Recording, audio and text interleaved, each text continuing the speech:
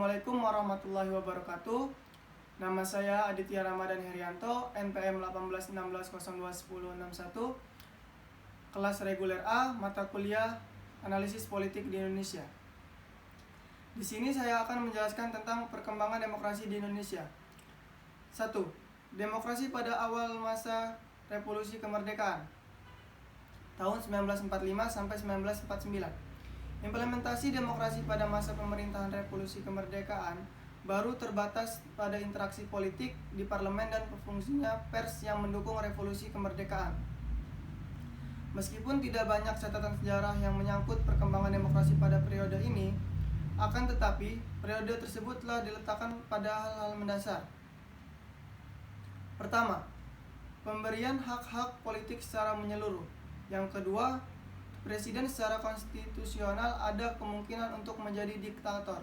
Yang ketiga, dengan maklumat wakil presiden, maka dimungkinkan terbentuknya sejumlah partai politik yang kemudian menjadi peletak dasar bagi sistem keparlemenan atau kepartaian di Indonesia untuk masa-masa selanjutnya dalam sejarah kehidupan politik kita.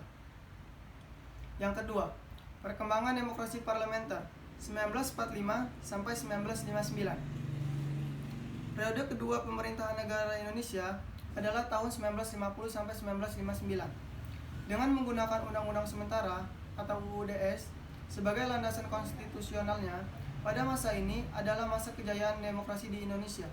Karena hampir semua elemen demokrasi dapat ditemukan dalam perwujudan kehidupan politik di Indonesia. Lembaga perwakilan rakyat atau parlemen memainkan peran yang sangat tinggi dalam proses politik yang berjalan. Perwujudan kehidupan parlemen ini diperlihatkan dengan adanya sejumlah mosi tidak percaya kepada pihak pemerintah yang mengakibatkan kabinet harus meletakkan jabatannya. Sejumlah kasus jatuhnya kabinet dalam periode ini menggunakan konkret dari tingginya akuntabilitas pemegang jabatan dan politisi. Ada hampir 40 partai yang terbentuk dengan tingkat otonomi yang tinggi dalam proses rekrutmen baik pengurus atau pimpinan partainya maupun para pendukungnya. Demokrasi parlementer gagal karena 1. Dominannya politik aliran sehingga membawa konsekuensi terhadap pengelolaan konflik. Yang kedua, basis sosial ekonomi yang masih sangat lemah. Yang ketiga, persamaan kepentingan antara Presiden Soekarno dengan kalangan angkatan darat yang sama-sama tidak senang dengan proses politik yang berjalan. Yang ketiga, perkembangan demokrasi terpimpin 1959 sampai 1965. Sejak berakhirnya pemilihan umum 1955, Presiden Soekarno sudah menunjukkan gejala ketidaksenangannya kepada partai-partai politik.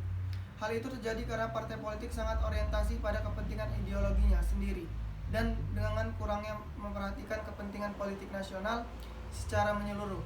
Di samping itu, Soekarno melontarkan gagasan bahwa demokrasi parlementer tidak sesuai dengan kepribadian bangsa Indonesia yang dijiwai oleh semangat kekeluargaan dan gotong royong.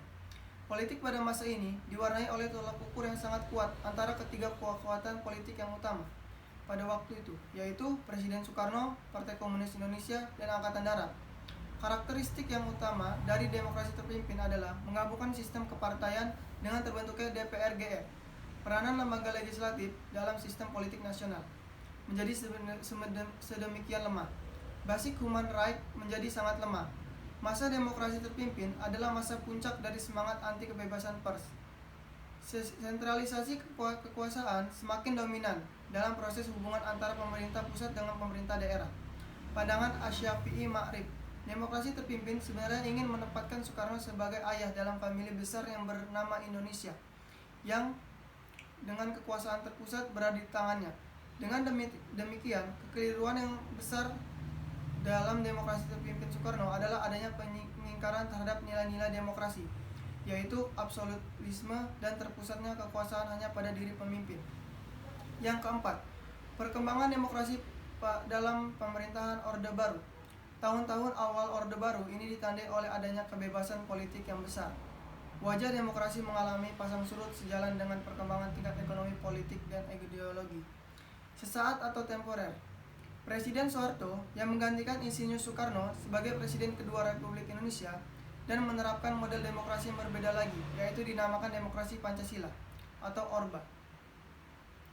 Untuk menegaskan klaim bahwasannya model demokrasi inilah yang sesungguhnya sesuai dengan ideologi negara Pancasila, dalam masa yang tidak lebih dari 3 tahun ini, kekuasaan seolah-olah akan didistribusikan kepada kekuatan masyarakatan.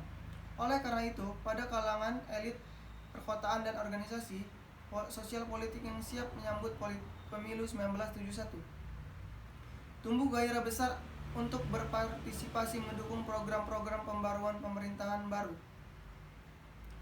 Perkembangan yang terlihat adalah semakin lebarnya kesenjangan antara kekuatan negara dengan masyarakat. Negara Orde Baru mewujudkan diri sebagai kekuatan yang kuat dan relatif otonom, dan sementara rakyat semakin terorientasi dari lingkungan kekuasaan dan proses formulasi kebijakan.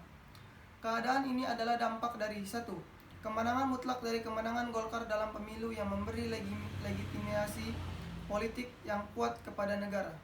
2. Dijalankannya regulasi-regulasi politik semacam birokratisasi, depolitisasi, dan institusionalisasi.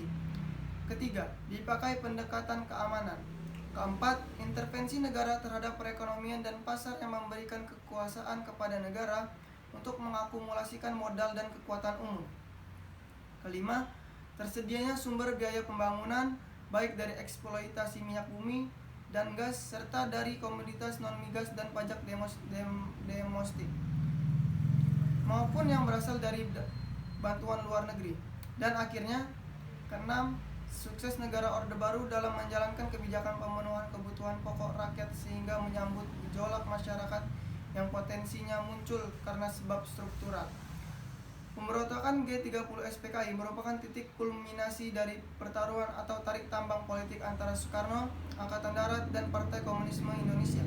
Ciri-ciri demokrasi pada periode Orde Lama antara lain, Presiden sangat mendominasi pemerintahan, terbatasnya peran partai politik, berkembangnya pengaruh komunis, dan meluasnya peran ABRI sebagai unsur sosial politik.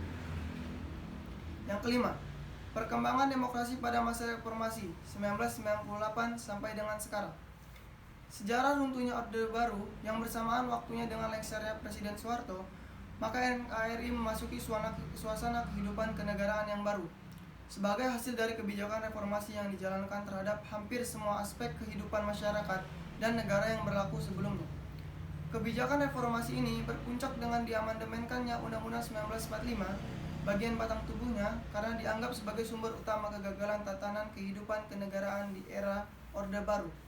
Amandemen Undang-Undang 1945, terutama yang berkaitan dengan kelembagaan negara, khususnya lagi perubahan terhadap aspek pembagian kekuasaan dan aspek sifat hubungan antar lembaga-lembaga negaranya, dengan sendirinya mengakibatkan terjadinya perubahan terhadap model demokrasi yang dilaksanakan dibandingkan dengan model demokrasi Pancasila di Orde Baru. Dalam masa pemerintahan Habibie, inilah muncul beberapa indikator kemerdemokrasian di Indonesia. Yang pertama, diberikannya ruang kebebasan pers sebagai ruang publik untuk berpartisipasi dalam kebangsaan dan kenegaraan. Kedua, diberlakukannya sistem multipartai dalam pemilu 1999. Demokrasi yang diterapkan negara kita pada era reformasi ini adalah demokrasi Pancasila. Tentu saja dengan karakteristik berbeda dengan Orde Baru dan sedikit mirip dengan demokrasi parlementer tahun 1950 sampai 1959. Pertama, pemilu yang dilaksanakan pada 1999 sampai 2004 jauh lebih demokratis dari yang sebelumnya. Kedua, ritasi kekuasaan dilaksanakan dari mulai pemerintahan pusat sampai pada tingkat desa. Ketiga, pola rekrutmen politik untuk pengisian jabatan politik dilakukan secara terbuka. Keempat, sebagai besar, hak dasar bisa terjamin sebagai adanya kebebasan menyatakan pendapat. Sekian penjelasan dari saya. Terima kasih. Wassalamualaikum warahmatullahi wabarakatuh.